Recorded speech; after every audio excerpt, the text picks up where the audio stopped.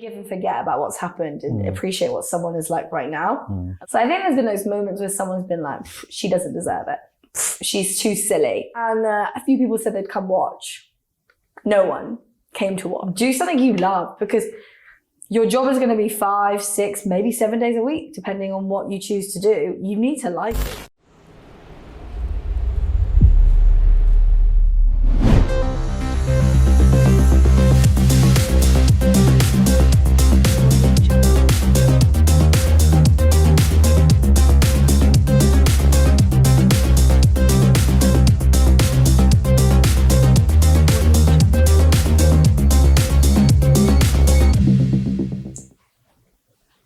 Hello, Rachel. Hello. First of all, I'm glad to have you here today with me. Thank you for inviting me. Don't know why you have, but here we are. And I'm sure that this is going to be a rich interview. We can only hope. Let me start with my usual first question. How is Rachel doing today? I'm good. People are getting vaccines, so can't complain. Right. Rachel, away from being a radio presenter, away from high FM radio station, who is Rachel? She is a very loud person. I think that's always the first thing people always say. Very loud. I'm confident in ways like I could stand up in front of a group of people, confident that way. But maybe people may not know, like I do, obviously, my own insecurities and stuff. When I guess now I'm known as an expat, so a loud expat, yeah.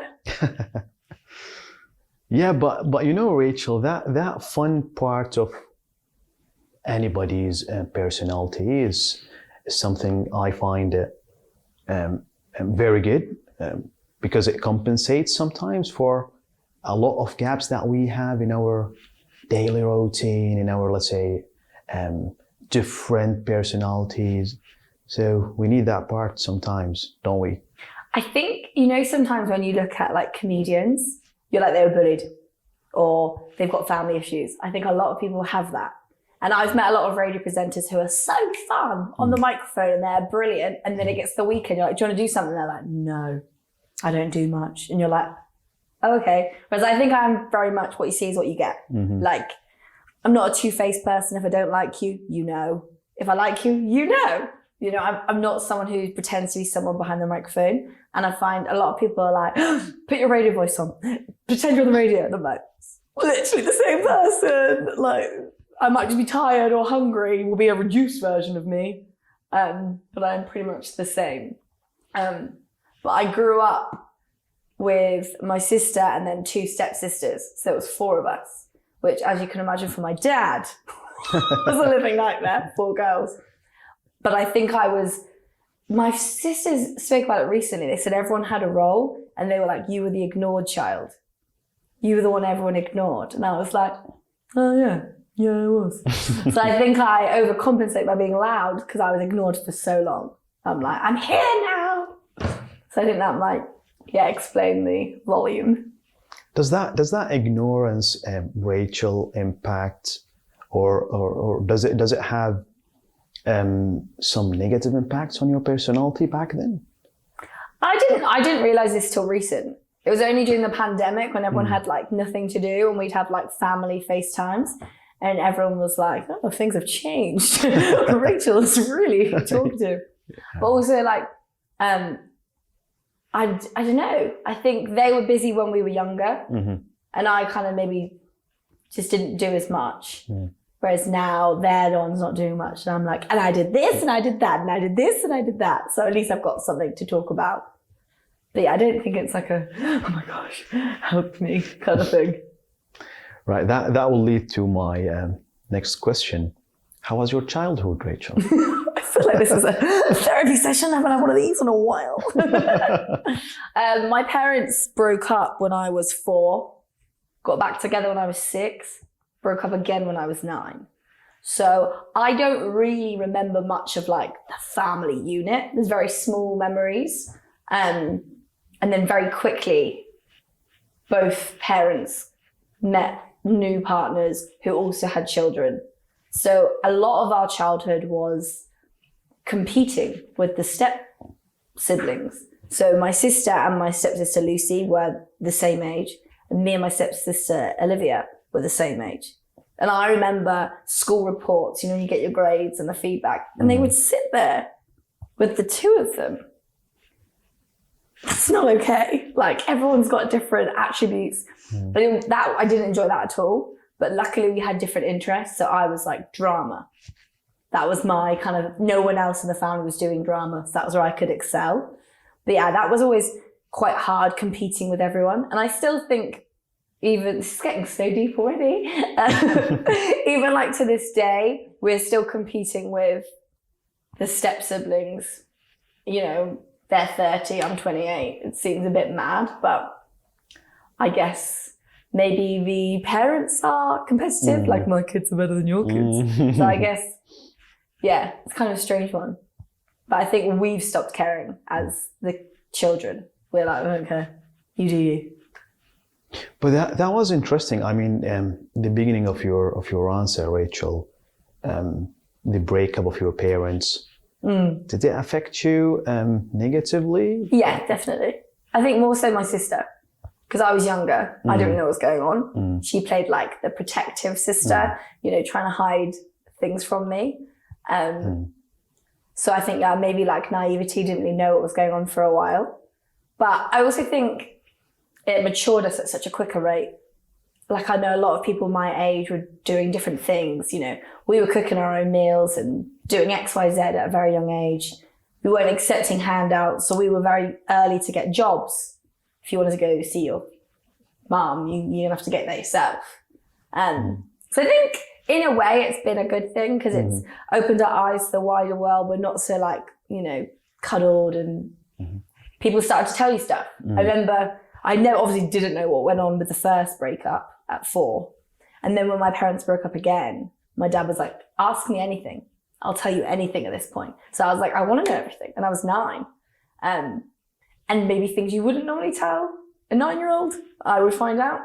But then it was strange, because obviously you'd spend like the weekend at your mum's and you'd go back to your dad's. And this is such a silly, stupid thing. So in Britain, a Sunday is a Sunday roast. And you might have that at 2, or you might have it actually at dinner time at 6.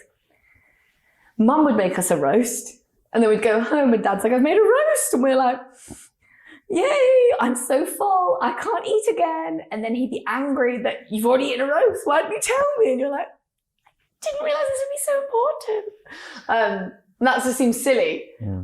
So then, I don't know, sometimes you felt like you don't like you favour a parent more than the other. So I think that was always a bit difficult. But then so many people's parents, as we grew up, their parents would break up. So then it was nice to have like allies in your friendship.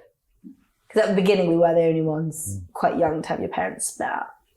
But yeah, like, it's normal life now, isn't it? Everyone seems to have divorced parents.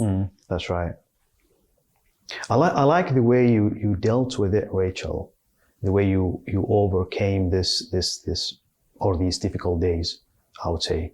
I'll come back to talk more about family, but let me go to school days. How was school, Rachel? I loved school. I was that creep who loved it. I'm really unintelligent. I'm not clever at all. All the way through school, really wasn't clever.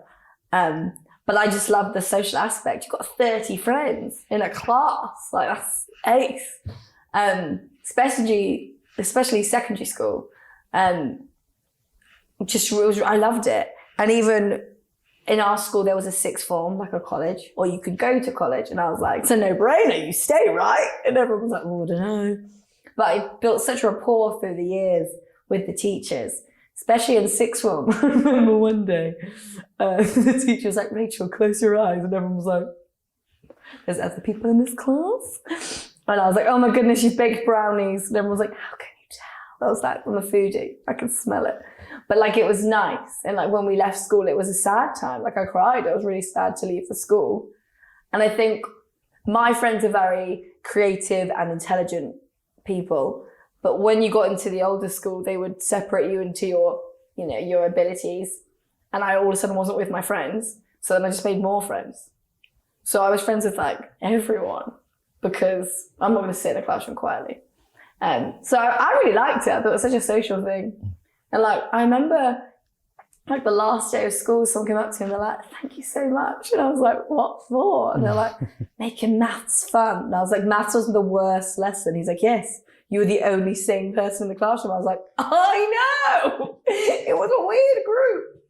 But yeah, I was very much someone who just like the social aspect of it. But for me to get good grades, I would have to really work hard and really revise. And I'm not someone who retains information, which is why I don't speak Arabic, because I can't remember it. You could teach it to me, I'd smash it. And the next day you're like, what did we teach you? And I'm like, because I just can't retain information. So yeah, it's like the social aspect of it. Yeah.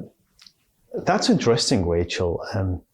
When you say I'm not that intelligent at schools or in the school, I mean, it reminds me of this false popular, I would say, conception that a lot of people have. Okay, he or she is not good at school. It means he's a loser. She's a failure. No, I mean, school is one way or just one path of success. There are definitely other paths of being successful in life. It's like sometimes, I mean, every one of us has strengths and weaknesses. You find that strength, you work on it, you develop it, and it will take you to good levels of success. So yeah, it's annoying when you hear that thing. And I actually saw that the other day on Facebook. Someone I went to school with, wasn't really good friends with, and he put a picture of a certificate. He got like a food and hygiene level 2, so he's going to work as a pastry chef. And he said, the school said I'd never amount to anything. And I was like, that is the issue. Especially, I feel some schools just get people to pass exams. Our school is very good at actually going, let's build you as a person. And our school was lovely at making sure that it wasn't just, you got an A, goodbye. It was, okay, how are you doing? And they would check up on you, which I thought was really good. But yeah, I do think sometimes they think if you're not clever, you won't achieve. And they should go, okay, you're obviously not academically clever, but you must be clever in other aspects. But yeah, academically, I wasn't ticking the boxes. I couldn't tell you Pythagoras theorem or anything like that. Yeah. Right, Rachel, let's turn to family. You said something about your parents, but let's talk about something else, but related. How's your relationship with your parents? My dad owns 2 businesses, so he's a very busy man. So we can go through stages of, I'm like, this guy's my best friend.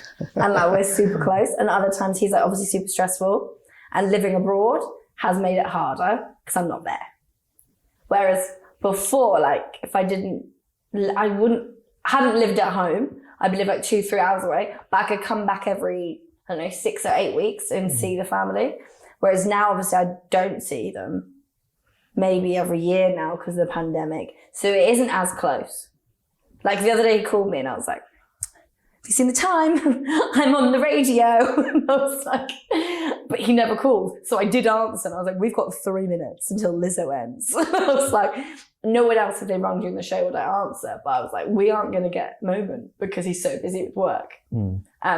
Whereas my mum, we've had like ups and downs. I think during my childhood, things were pretty ropey. When I went to university, I think she saw that as like, this is a fresh start. And she was just like so cute. Like one day she just did like a food shop and delivered it to my house. And it was like all the stuff I loved. And I was like, oh my goodness, this is so nice. And I think my uni friends and my home friends will talk differently about my family because they've seen different versions. But my mum and I, if we don't talk on the phone every day, we'll always WhatsApp every day, which is really, really nice. She hates that I'm here. She hates it. She's got this view of Oman, which isn't what Oman is. Like, if there's a photo of the outside, she's like, no grass. You live in a desert, don't you? And I'm like, I can show you some grass, Mum. I just didn't take a photo of the grass, but sure. And like, she'd talk about food. I'm like, yeah, I've got that here. What do you mean you've got Wagamamas? You've got Nando's in Oman. I'm like, yeah, I don't go because it's really expensive, but they're here. Yeah. But yeah, we've become really, really close, which is nice. And last time I went home, I opened up to her about things I wouldn't tell a family member, like things I would tell like a friend. And she was like, this is very strange to hear this information. And I was like, but now it's like we're really close, which is lovely. So I think sometimes you just have to like forgive and forget about what's happened and appreciate what someone is like right now. And my mum is being like a 10 out of 10 mum. Like she hates that I'm here, but she's supportive. She listens to the show every single day and texts along, even like, ooh, I like this song. And I'm like, didn't choose it, but okay. So yeah, we've definitely got a better relationship. My dad's and I would be good if he was free more. It's just a timing thing, and you know, the time zones doesn't help. I know it's only 4 hours, 3 hours, but the fourth hour makes a difference. It's really annoying. Yeah. So after that fresh start with your mother, Rachel, who's closer to you, father or mother? I wasn't really close to anyone. I wanted to go to university to leave. I remember choosing the university and I was like, Google Maps, 8-hour drive, sounds good. And everyone was like, we're not going to drive you to go to the viewing. Like, so you'd go to the campus to see if you like it. No one would take me. And I was like, why? Like, it's 8 hours away. I was like, I wanted to be 8 hours away. So then I chose one that was closer. Still no one took me. And my friend's mum took me. And everyone was like, what? And I was like, my parents aren't taking me to the viewing. So my friends did. And yeah, I was kind of happy not being home. Like at the summers, everyone would go home for summer. I went home for summer the first summer. Didn't go home for the second. Didn't go home for the third. And I think they got that. They were like, okay, she doesn't want to be here. But then I think that's what made it good, because then my dad was like, right, we need to go visit Rachel. And we'd go out for dinner and I'd like bring a friend, like, come be my plus one. And then they built that rapport. And then my dad became friends with one of my best friends at uni. And she ended up working for my dad. So I think actually I needed that time.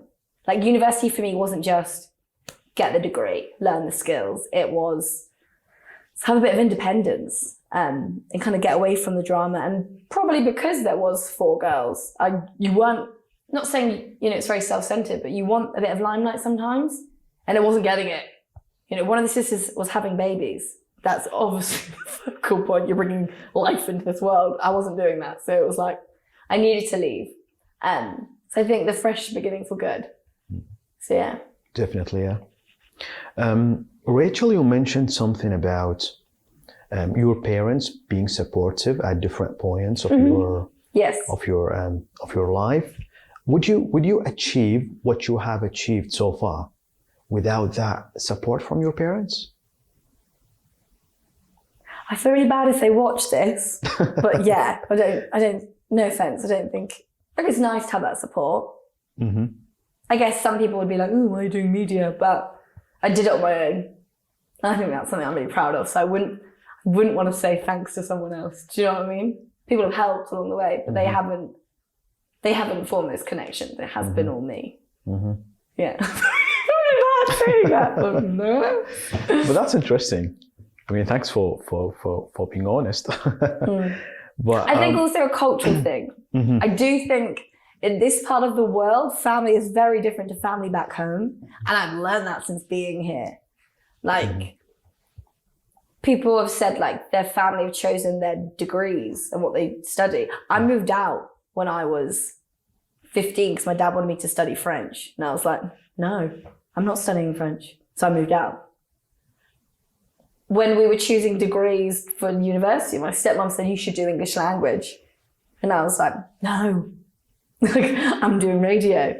And no offense, it's worked out great. So sometimes I think it's different, like in different cultures. And I think I'm very privileged in that sense then, that I can go, this is my decision. Whereas I know in some people, and people I've met here, their family have disowned them for jobs they've taken, which I personally think is disgusting. You know, you don't have a child to treat them like, you know, an animal. It should be their own free person. So I'm very grateful that they've let me do things on my own terms. And that's right, Rachel. I mean, I always discuss these issues with my students in the university in terms of being independent, in terms of deciding what to do, especially these core decisions of their life. So, I mean, it's always useful to have your own, space of deciding what you want to do. And I think sometimes parents go, I didn't get to do that. Maybe my child will. Well, no. Just because your life didn't go the way you wanted, you can't make someone else's. But I guess, it's different cultures. Just for us, it is kind of do what you want, You're right. Which I'm really grateful for. Which is good, yeah.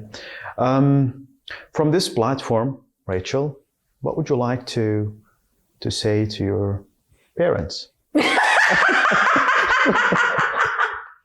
Dad, pick up your phone more. That'd just be it to him. Pick up the phone more, please. Because, it's nice to have a chat once in a blue moon. Right. Rachel, let's talk more now about you. Is there anyone who underestimated you before?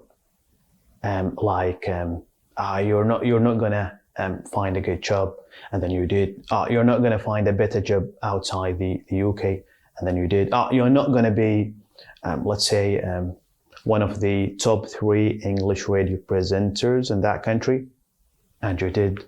And now they turned out to be wrong. So, what would you tell them? I think I'm actually really fortunate to have some really supportive friends. Even 5 minutes before I drove here, a girl I've known a year, she lives in Sur. I live in Muscat. We don't see each other often. And she messaged me a quote from something I said on the show. And I was like, as if you remember the quote. And then she's like, you're really good at your job. Keep it up. And I was like, oh, that's lovely. And then the other day, I called my best friend. And it was the middle of the day. I was like, I'm going to drive to work and I put you on loudspeaker. And we never talk in the middle of the day. But I was like, I've got some news. And she was like, Rachel, I'm so proud of you. And I was like, that's really nice. I think, in the profession I'm in, you send your demo and that's your voice, that's your opinions. And if someone doesn't like it, it can be a bit of a blow. And that's why I didn't pursue drama, because I couldn't sing or dance. And I was like, I could act, but I can't sing or dance. And I was like, I don't think I could deal with the rejection. So then I still went with a job that was very similar. And there's been a few people, colleagues. I think it can be quite competitive because if you come into a radio station, you're given a show. Obviously, your goal is to do the better show that someone else is doing. So there's going to be some swapsies. So they're going to find it offensive. So I think there's been those moments where someone's been like, she doesn't deserve it. She's too silly. She's too girly. She's too loud. Or she's not girly enough. She's not nice enough. But those, I think, just more jealousy comments. But I think everyone's been really supportive. And very early on in my career, I befriended a guy called Kenny. And I trust him so much. I'll send him audio. What do you think? I'll ask him questions. Do you think I should do that job? What do you think? And I really value his opinions. And he's very honest. And I think the complete opposite. I think I've just been really lucky to have such a good foundation of people to ask their opinions and their advice. Because I didn't know anyone at first. So I had to build the friendships. But been really lucky to have that support network to this day. Having supportive friends, Rachel, is something essential in anybody's life or journey or successful journey, let's say. We need them, don't we? Yeah. I didn't realize how fortunate I've been in life.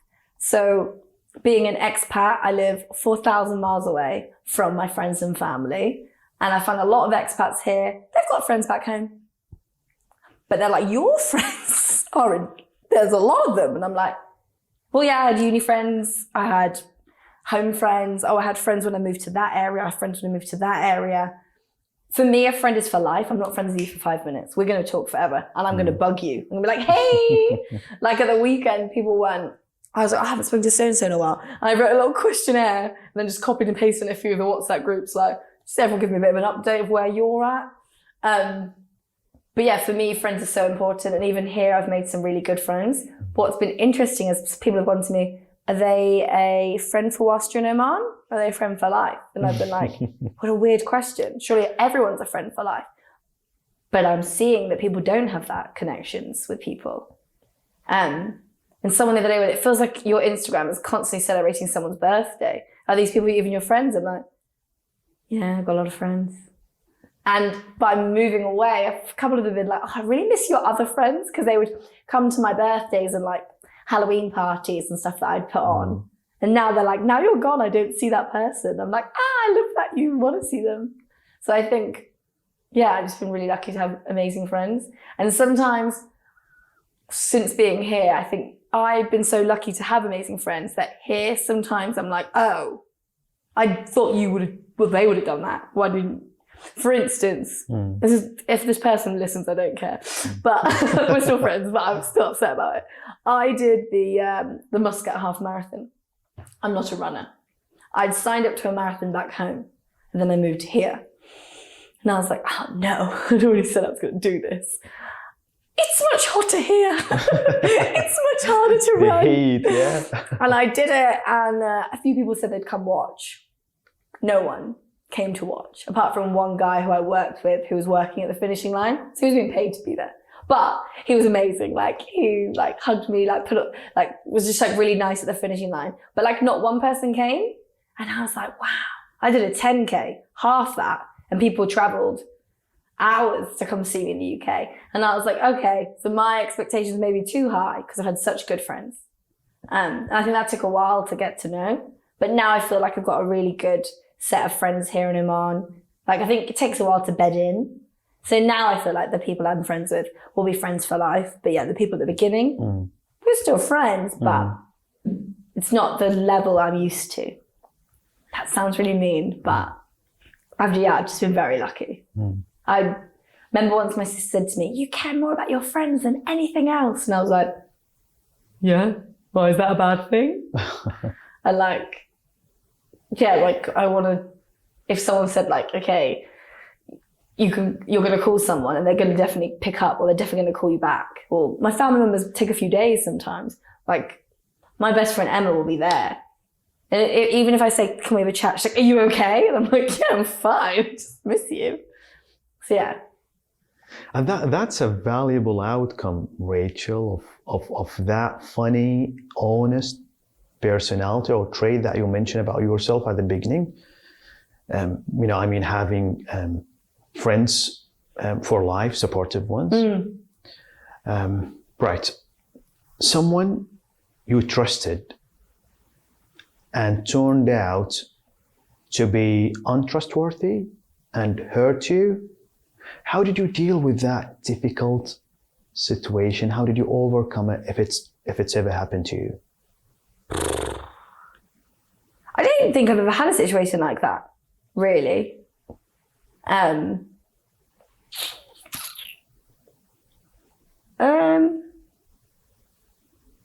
I've had like friends drift, you know, as you get older, your interests change, so that drifts.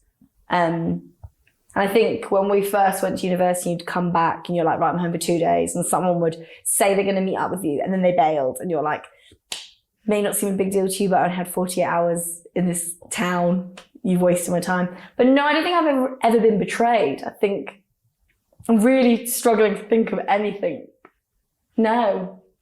You're a lucky lady then. Maybe I'm forgetting something, but I can't think right now. Right.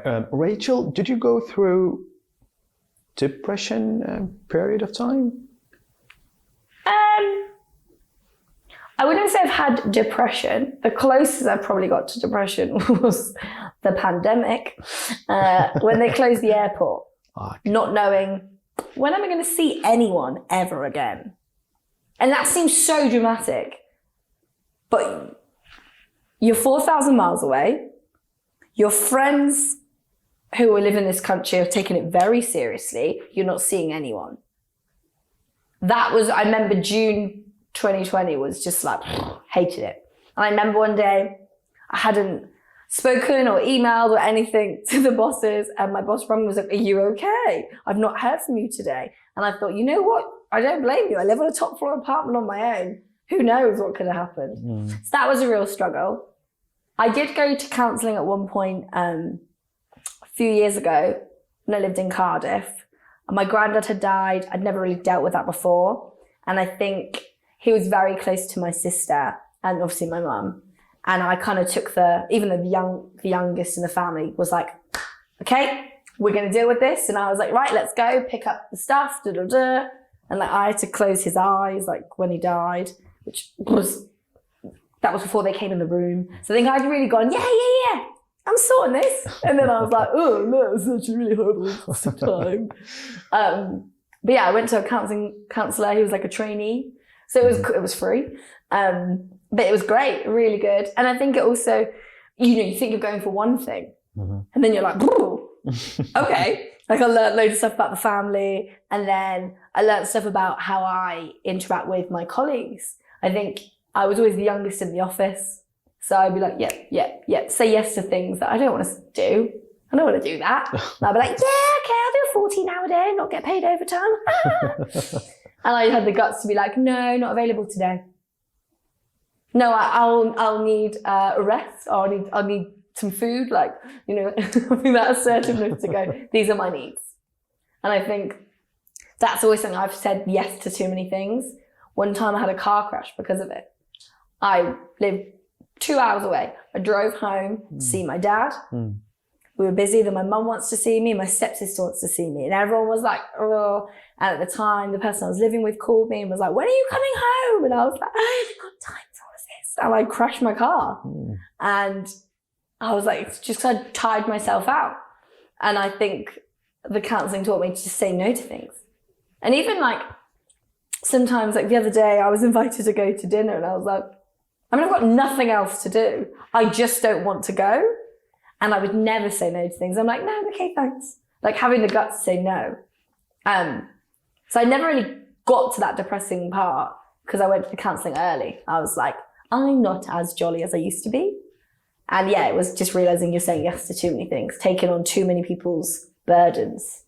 Like I became a counsellor to some friends and I was like, we aren't even friends anymore. I'm just listening to your advice. I'm giving you advice. So no, I don't think I've really got to a depressive state. I've stopped it before it happens and like learned life skills to stop it getting there again. But yeah, the pandemic was very touch and go there. I was like, oh my God, like ridiculous. Yeah, it's a very critical and tricky period of time. Yeah, and then I got COVID. And I think I was like one of the first people to speak about it. People were very taboo about it. I got it in September and I mentioned it on the radio and I did videos on Instagram and TikTok. And I was like, I have coronavirus. And some people were like, I bet you're really irresponsible. I bet you went to a party. Blah, blah, blah, blah. And I'm like, I don't know how I got it. I could have got it in a supermarket touching a yogurt. You don't know how you get it. But now I think as the pandemic's progressed, people aren't so rude about people getting it. It's more concern.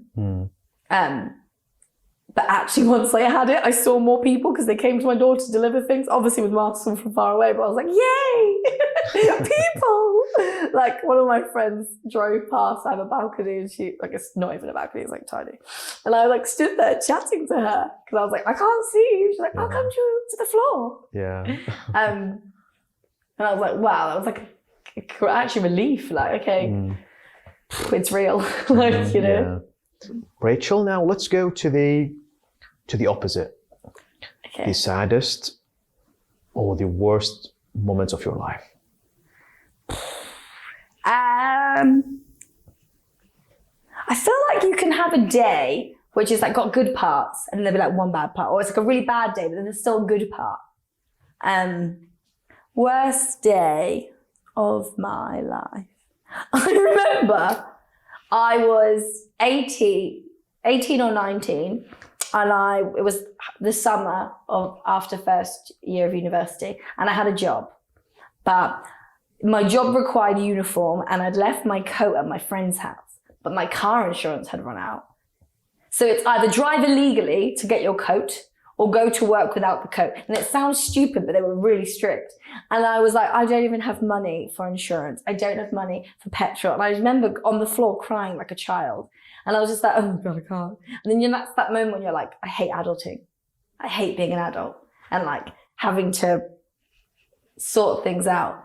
And there's there was a time when I was like 21 once. My car had broken down. I'd just lost my job. I was still paying rent. I didn't know what to do. And I called my dad and I was like, I don't know what to do. And he's like, what do you want me to do? I was like, I want you to tell me what to do. He's like, I can't tell you what to do. It's your life. I was like, drive now. Tell me what to do. And the next day my dad came up and I was like, just don't know what to do with my life. And he was like, do you want to work in the radio? Yes. Well then, keep at it. Like, stop crying on the floor. And he's like, we will sort your car. And he very kindly like paid to get the car fixed. Because I was like, I can't afford it. I don't have a job. And then there was a period when I got a job, but I was still renting in one place and I had to double rent and I had no money. And everyone was like, you're not yourself. I was like, well, I can't afford to do anything. But I think it was just one of those things of like, end goal. What's the end goal? Want to get a job on the radio. So at this moment, you're going to have to rent 2 houses and you're not going to do anything social and it is going to be really rubbish. But I believe everything happens for a reason, and I hate it when someone says it to you. When you're crying or you're like really down there and like, everything happens for a reason. But I so believe that. Like, I hated my job in Reading, but I met Robin and Johnny who work on High FM. If I hadn't have met them, I wouldn't be here. And I think everything is a domino effect. You need to have that bad point to appreciate the good times.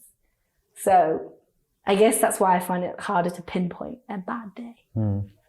Interesting, Rachel, and that's I think a trait of being positive when you believe in everything happens for a reason. Yeah.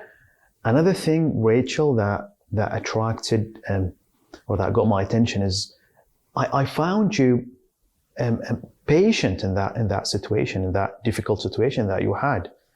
So being patient back in that time really helped you to overcome that. I don't know if I'm patient. Someone the other day, I thought it was really interesting. Someone was giving me a lift home and he drove me a really weird way home. And I was like, why did you go this way? There's traffic lights here. And he was like, traffic lights teach you to stop and think in the road. And I was like, whew, deep. But I was like, I actually quite like that. Like, yeah, you do need to stop sometimes and like, or be in amber, like that limbo period, just to kind of like think about things. But yeah, I've had moments where I'm like on the floor having a meltdown like a child. But now I'm like, okay. Like, have your cry, we'll move on the next day. Yeah. But I think you do need to let it out sometimes. And that happens to almost everyone, during this period of your adulthood, let's say. Right, Rachel, let's end up this nice interview with an advice to the Oman youth from your experience and from your journey of success so far. What would you tell them? Literally as cliche as it sounds, follow your dreams. Like, I know there are jobs where I would get paid so much more and they'd be like job security. The radio industry is like shrinking. And like people all the time are like, oh, there's no jobs. Someone recently said to me, who I used to work with, Rachel, there's more money out there. I'm doing this, this, and this. And I was like, good for you. Are you enjoying it as much? No. Do something you love, because your job is going to be 5, 6, maybe 7 days a week, depending on what you choose to do. You need to like it. You need to enjoy it. I've got friends who live for the weekend. They've got a 9-to-5 job. It pays the bills. They don't enjoy it. It's boring. Why? It's so many hours of your life. I don't get paid very much, but I enjoy what I do. So I think the end goal is happiness, surely. And if it's money, you can be rich and unhappy. Like, how many celebrities do you see who are really in the dumps? They've got that money.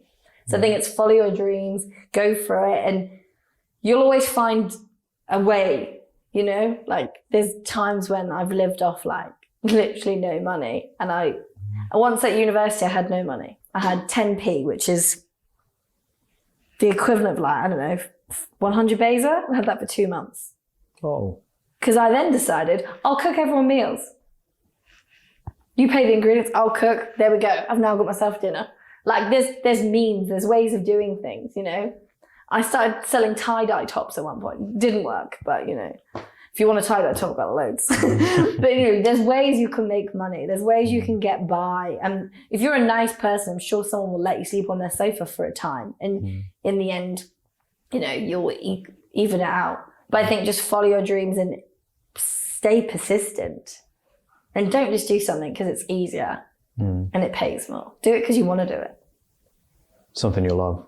Yeah, definitely. I get paid to sit there and go, here's a song. Here's a silly story from the weekend. Like, you know, that's great. I love it. And I know at some point I'm going to have to get a serious job because it is doing that. But for now, we'll make the most of it. Why do you think I live 4,000 miles away from my friends and family? Because I like the job. That's very easy, yeah. You know? Beautiful. I love this interview. Thanks for being here, Rachel. Thank you.